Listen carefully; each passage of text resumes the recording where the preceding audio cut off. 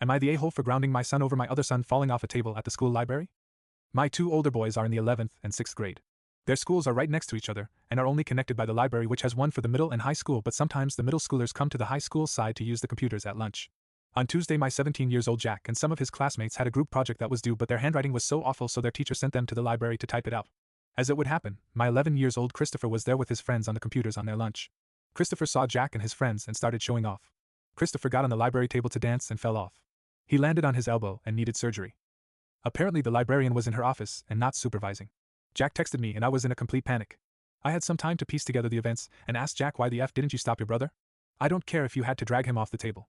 Chris is a dumb 11-year-old boy and Jack is way more responsible. There is zero excuse. Jack said it wasn't his fault, and he wasn't in charge of him, and didn't tell him to get on the table. I said it was all irrelevant, so now you're grounded for the rest of the week, which sucks for him because spring break is next week and his lacrosse team is having a weekend beach party starting tomorrow. His mom thinks I'm being too hard, but it's much harder dealing with an 11-year-old boy who literally needs me to pull up his underwear. Comments. Commentator 1 YTA. Christopher is 11 years old, not 11 months. That means he's more than old enough to accept the consequences of his actions, especially when he does something stupid like that. It isn't Jack's responsibility to watch his brother every second of the damn day. OP. His punishment is having a broken elbow. Commentator 1, no, that's the consequence of him being stupid. A real punishment would be grounding him for how he acted.